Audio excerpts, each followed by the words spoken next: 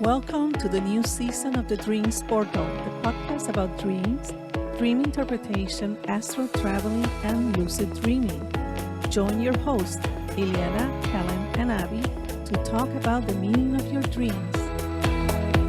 Well, hello, everybody. I am so happy that we are starting this second season of the Dreams Portal podcast.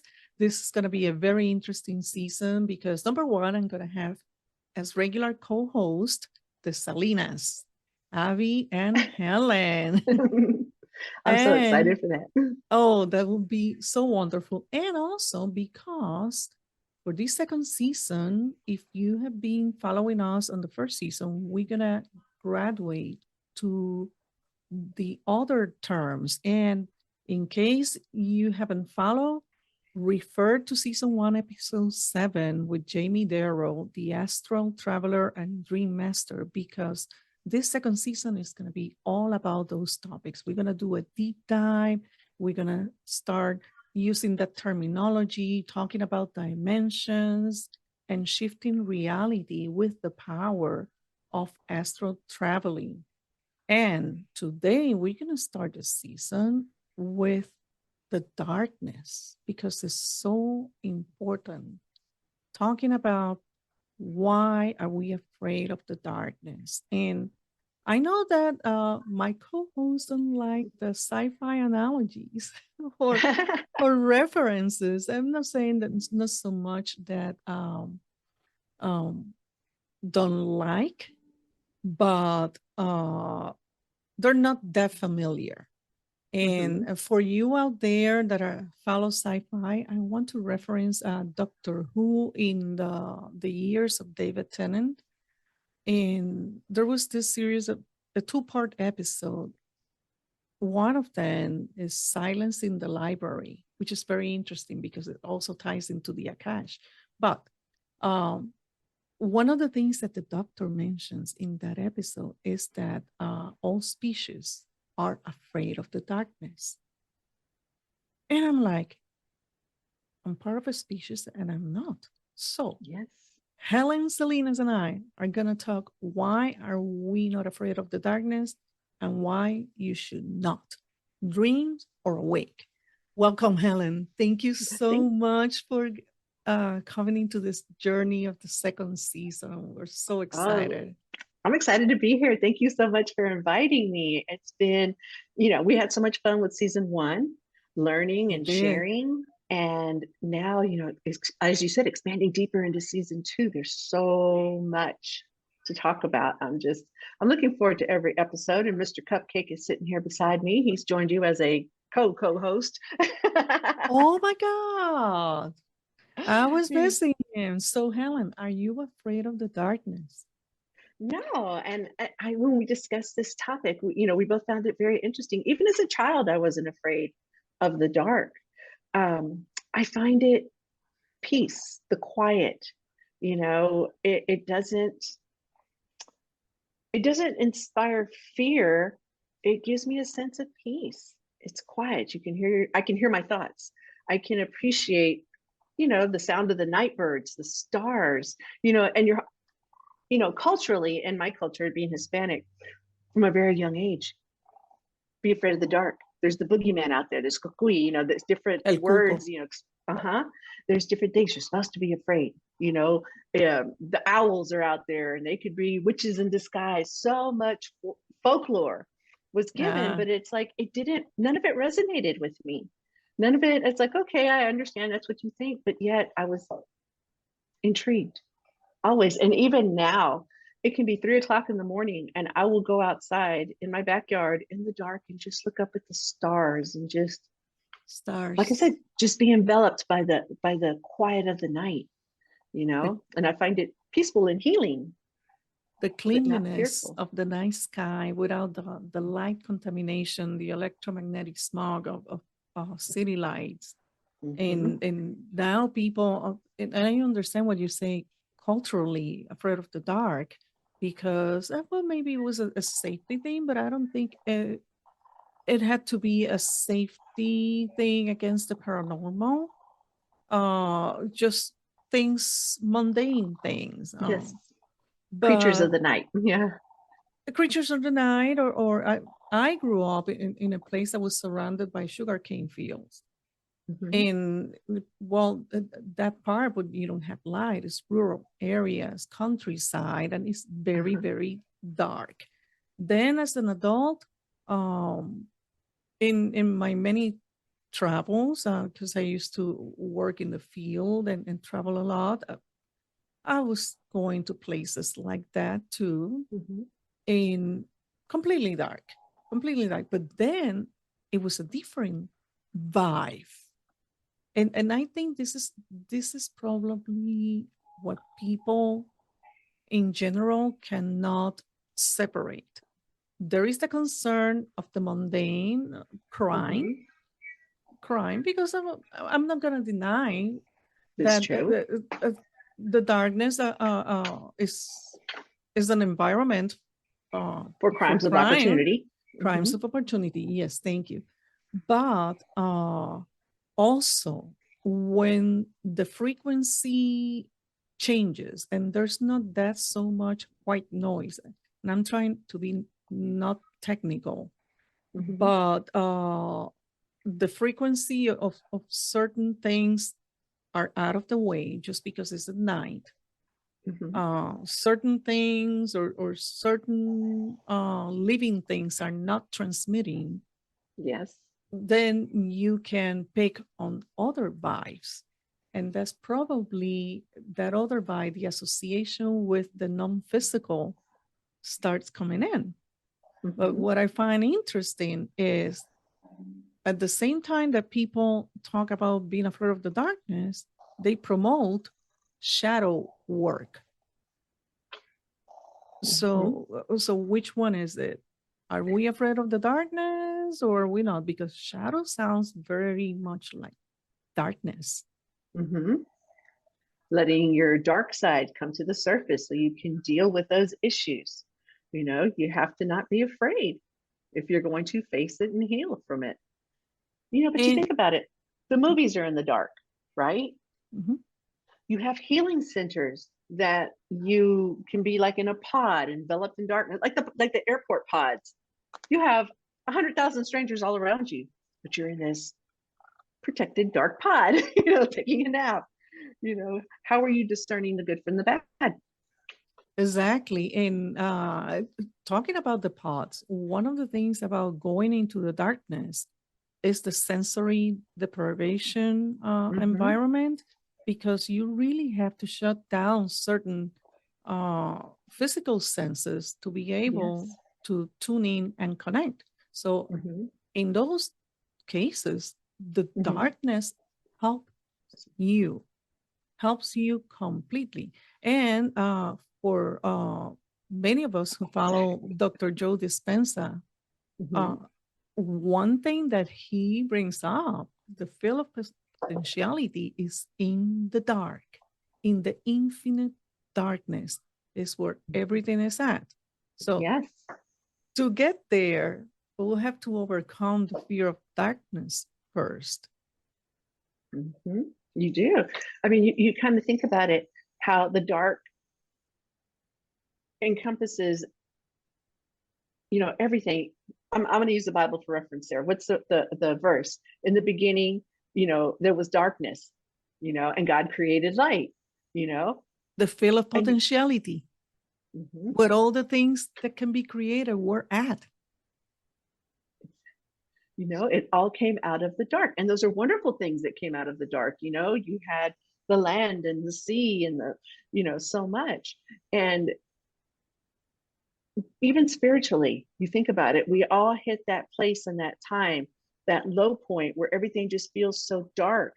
But when we emerge from it, you've actually gone through a transition, you know, almost like that moment of a phoenix where you come back better and stronger and, you know, able. So I to me, the dark can be healing, you know, and I'm not talking about like say the dark arts. I'm just saying the absence of light, because it does give you perspective, a whole new perspective on things, you know. And in my experiences, I have had some supernatural things happen in the dark as a child. But even those experiences didn't ruin the dark for me. I still felt like it was welcoming to me, you know? And even now, as an adult, you will rarely see me venture out in the sun just because it's too bright. And to me, it just, I don't know. I guess it's the energy of so many people being out at the same time that I'd rather let me, either early morning, late evening, things like that. My my husband used to fuss about me taking a walk at 9 o'clock at night, but I found it peaceful. No fear. What are you doing? Like, no fear. I don't even entertain the possibility that someone could be lurking around the corner. I just, on this timeline, no one is in no one is in the corner. Okay. No, exactly. Yeah. Tell us about those experiences in your childhood that didn't ruin the dark for you. Well, one of the very first one, and there was we lived in an apartment. It was after my parents had gotten divorced, and there was an energy that was there that kept making itself known. It would move like the handles on the drawers, like the little knocker ones that you can pull. Okay. It would move rattling. Those, and yes, it would rattle. Do you remember, like in the 70s, they had those, I don't know, it might be before your time, those accordion closets, the ones that would we would have one of those, and you would see it just it would be moving even though nobody was behind it. It was things like that. Well, one night I was in my room, and that spirit manifested itself. It was becoming, it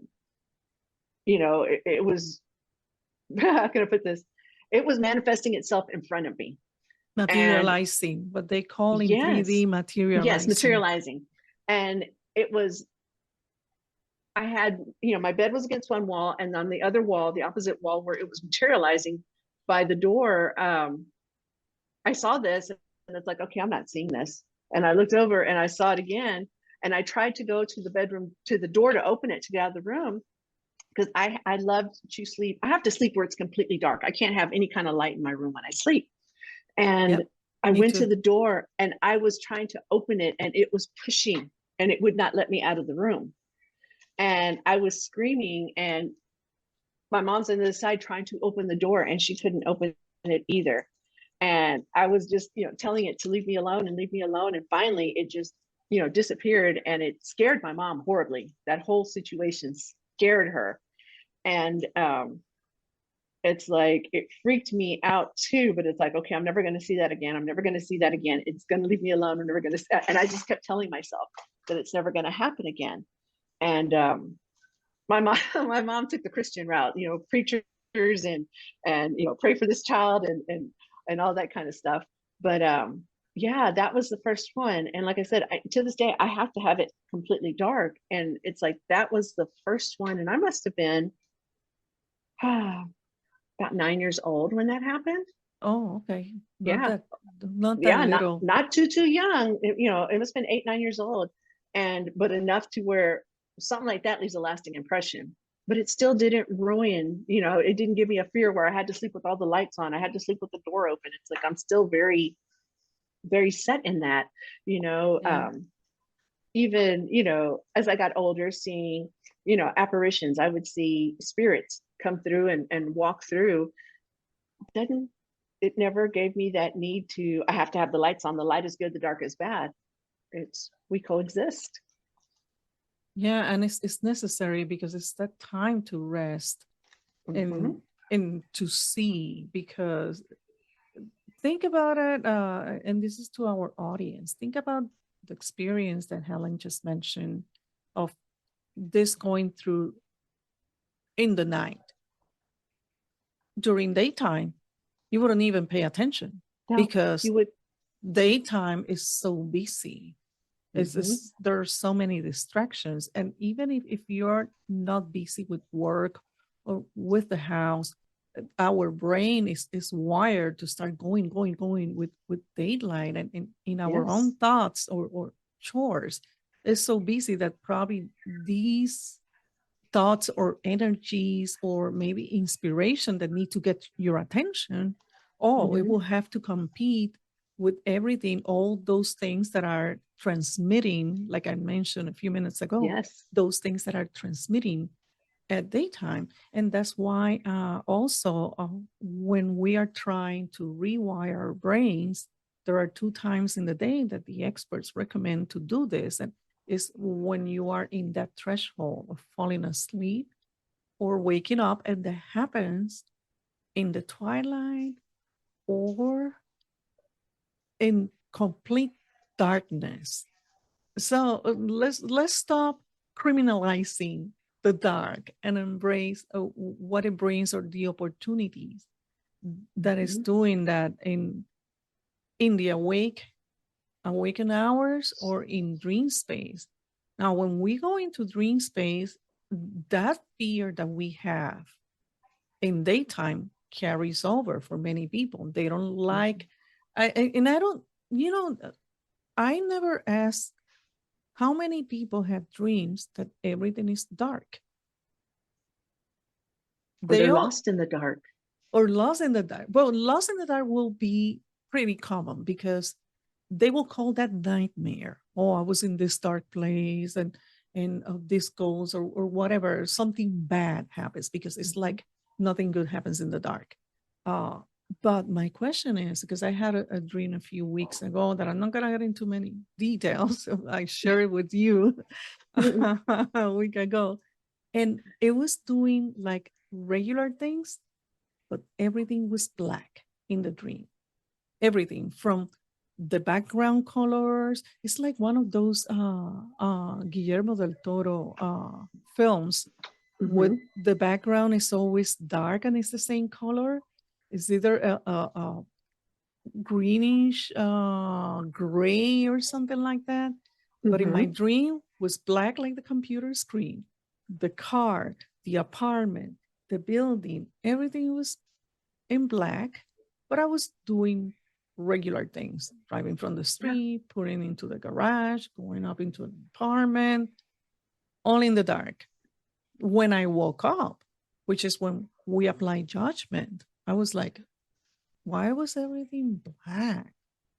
But I wasn't doing like many will be, oh, this must have been something bad because everything was black and everything was dark. Maybe everything was dark because those are all potentialities, because everything is waiting there or it has a placeholder there for me to pull it to the stage, which is the 3D word, the stage. I would like to reframe everything that way. But people are still carrying in their dream space the dark. And another question that I have, and let me know when you think, is if you are dreaming and you know you are dreaming, because many have that awareness, turn on the lights. Why don't you turn on the lights if the dark bothers you so much? Exactly. And why is it, I've had several dreams where it's dark, we're driving down the road, and I'm in the back seat, and my grandfather and my uncle are both, I love them dearly. They both passed on, but they're in the driver's seat and the passenger seat. And, I look around, I'm not sure where we're going. And like I said, it is dark, but I'm trusting that I'm safe, that I'm going to get to my destination. And I know that 2 people that I love dearly are the ones guiding me there. And so that brings me peace. It's like, okay, I know that whatever's coming my way, that I'm going to be okay. I don't have to fear what's at the other end of this road in the dark, where there's, where I feel like I don't even know the direction I'm heading in. But it's trust and it's peace and it's that awareness that I don't have to worry. That's, how I dream of the dark, things like that, that I'm going to find this peace and healing in there, and then emerge ready again to take on, what comes next. And, as you touched on about dreams where you're aware that it's a dream, there's so much that if you kind of stop, or those dreams that you wake up and go right back into the dream, Oh, I have many of those. Yes, you have that power. It's like, okay, well, if I came right back into the stream, this means that I can, do other things in this stream. Let's see, what am I going to do? How do I want to, manipulate? Which way am I going? Or it can also, those dreams in which you wake up and go back and pick up right where you left, is there's something of value that we Yes. need in the full series of episodes. Each one is gonna tell us something. And pay attention. If you wake up in between, something that I do is, if I recall the dream, is why I ask the question, why, show me who or what or the why when I Mm-hmm. fall asleep again. So I can get the whole, I understand the whole picture. So in once you Mm-hmm. program your subconscious to that, you should get that answer. And I had got an answer when that happens. I have had also dreams that are very interesting. I'm like, now we're recording this in daytime. It's about it's a quarter to 3 Central Time, and it's like this. And I'm walking, and all of a sudden, I face a solid wall of darkness, like that very defined line, no blurs. So I'm here, a state line right in front of Mm-hmm. me is that wall that is either dark or nighttime.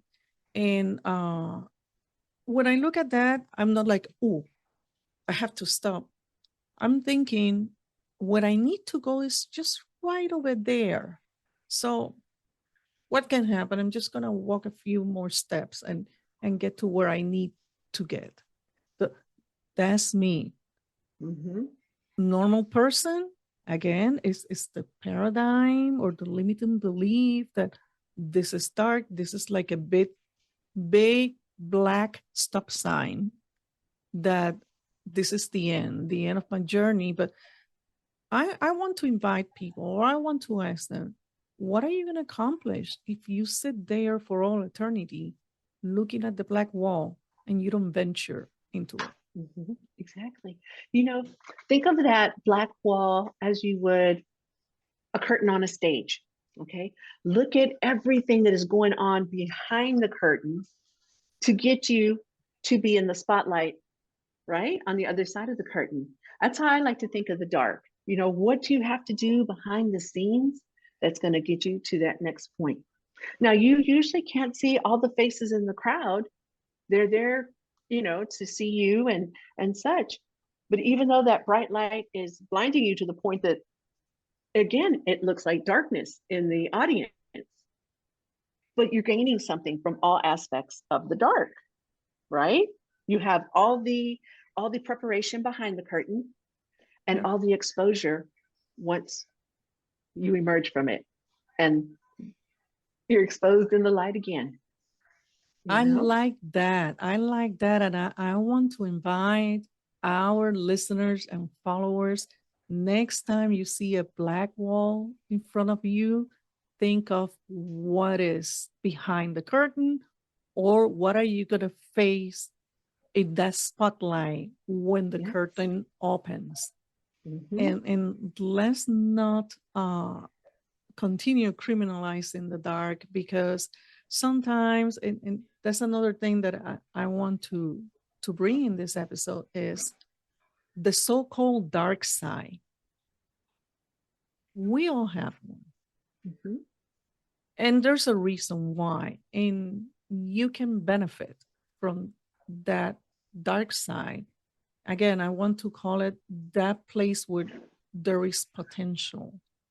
In a time of a crisis or in a time of hesitation, you can reach out to that side of potentialities. I Mm-hmm. want to call it from now on, not the dark side, for strength or for a new way of handling what you're facing or what is Yes. being thrown at you, because nothing is thrown. It's what you're bringing. Encountered. Yes. What you're encountering. What are you bringing?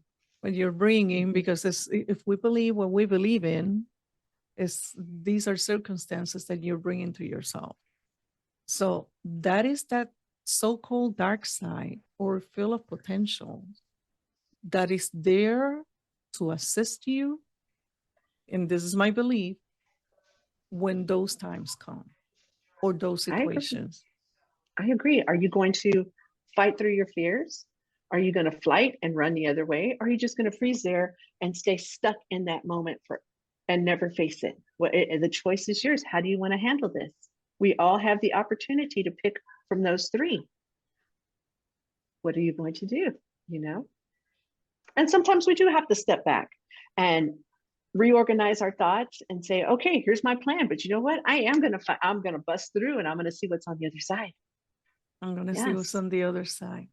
Mm-hmm. Oh, so the morale with the dark is, are you going to continue being afraid of the dark, or are you going to step in and see what's on the dark on the other side? Yes. And enjoy it. Enjoy, appreciate, explore, and learn. There's something there. Explore. That's one of my favorite words and probably concepts, because I've done plenty of exploring myself. Yes. Not only on the 5D on in the paranormal, but also on the 3D, on the physicality. Mm-hmm. I've been places. I have interests that are not very common to people in my, I don't want to stereotype it, I don't want to categorize, but yeah, we have a generation or an upbringing or whatever was the journey that brought us here. So Mm-hmm. my interests and my lifestyle are a bit uncommon. Mm-hmm. And that's my exploring. And I think that we live to explore. I think that's Yes, that. you found your path to happiness though. And it's okay if it's, that's your path. I mean, I was the kind of child that I know my mom didn't know what to do with me because I was always thinking, always wondering. And one story I told my children, it's like I remember when I was probably in kindergarten, I wanted a chemistry set. And my parents were like, excuse me, what? And I was like, I want to know what happens if you mix this and this. I told her, I said, I remember grading my crayons. Took my mom's grater, like a cheese grater, and I graded my crayons to see what happens if you grated a crayon and added water. Would you make paint? Would it melt? Would it this? I got so much trouble. But I was constantly, exploring and doing things. And well, what happens if you do this? Well, you might break a bone. And I did do that. I had broken legs and things like that, but I always wanted to see what is up there. What happens if I do this? I didn't let a whole lot of things stop me. And if I was healing, then I was reading. I just I discovered books about the supernatural, as they called it back then, the supernatural, or parapsychology is a term they used a lot in the 70s and 80s. Yes, I know. I remember everything in that section at the library. I was constantly reading, trying to see, it's like what was more like me, because I was very much off the beaten path, and it's okay. I found my path. I found what worked for me, and I'm happy. So I'm loving the spirituality, finding my peace in the dark, even if I'm up at 3 or 4 o'clock in the morning. I think it's because secretly it does make me happy. We are night owls. It's just through all my life I struggle with this thing of getting up very early in the morning. And ironically, all my professional careers were jobs that I needed to be at a job site at 7 in the morning. So sometimes that was at 5 o'clock to get up. And I had never been a morning person. It cost me a lot of effort. And then with the years, with other situations, it's even worse. But I always find the way that the most favorable environment for me to create, to write and to understand things is at night. I Yes. mean, I In don't. the Some people in the are peace of morning the night. people. Mhm. I think the night is peaceful. Oh yeah, it definitely is. I feel like that's when I study better. That's when I can absorb more of the material that I'm looking at. And it's like some of my best ideas hit me after midnight, you know. Oh, yes. Oh, yes. Yeah. Definitely. So, I would like to encourage more people to, you know, kind of put any fears and misconceptions aside and just take a moment. If they have the opportunity, just sit outside in the peace. If you have a patio, a balcony, just sit there and hear the quiet of the night and feel the elevated energy and vibration. I mean, people associate sunlight with this burst of energy, and Mhm. you get your melatonin and all that, but it's an entirely different high energy in the dark. Just open yourself up to it and try it, and see, leave a comment below on how it feels. Let us know that you Absolutely. tried it. I think you'll be surprised. Absolutely. There's high energy in the dark. Mhm. There's a lot of There is. creation and there's a lot of discovery and ideas and a different point of view. That's an The point of incredible view, seeing the world in the experience.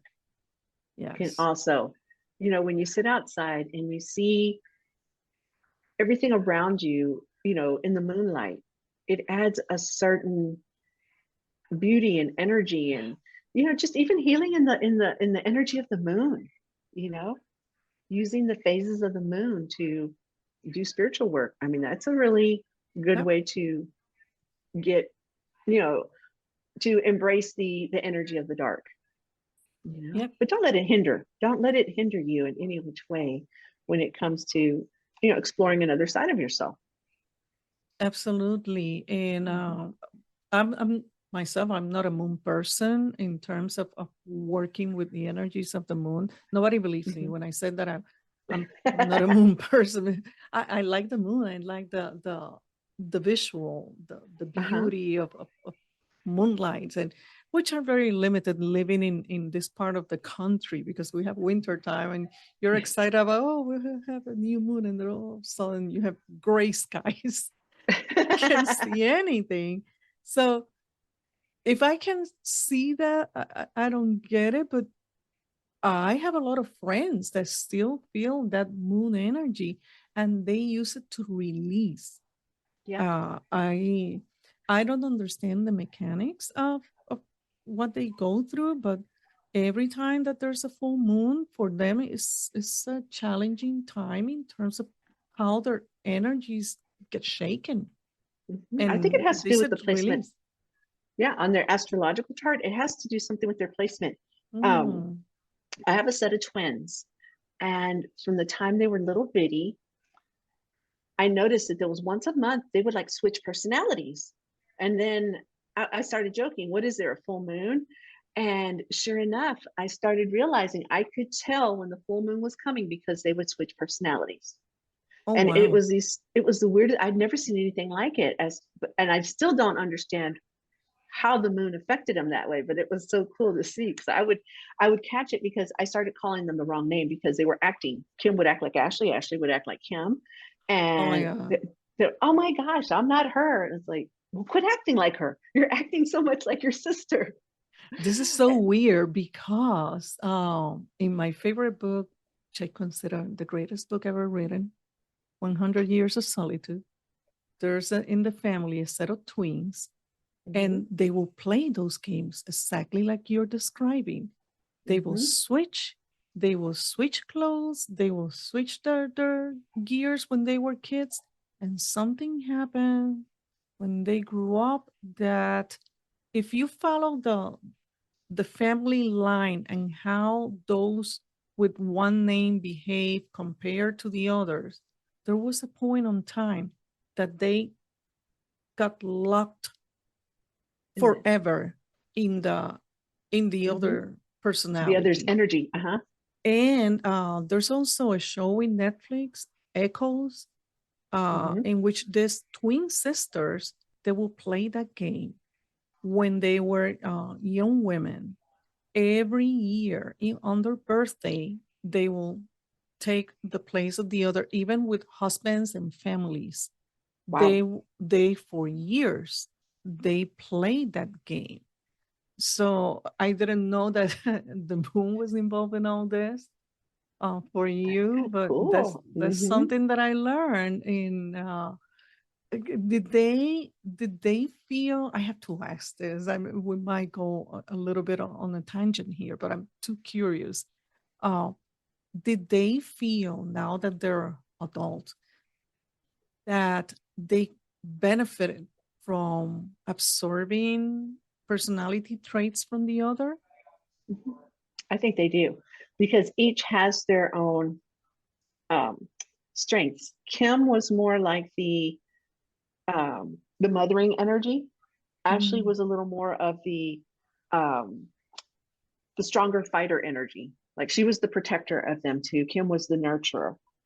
And as I've gotten older, Kim has become more of that protector energy, and Ashley really went into the mother, you know, the mother of the two. She became that nurturing energy, and so it was really interesting to see how they they switched so much. And as they got to, I want to say their late, gosh, it must, yeah, it had to have been like their later 20s. Again, I saw a switch again mm. where, Ashley, you know, really started standing up for people and their rights and stuff like that. And Kim became more of the, I want to sew, I want to be more that mothering energy again. I want to, arts and crafts. But it has been interesting to see how they absorb each other's energy and then they separate again. And as twins, they're identical, but they're a rare type in that they're mirror image.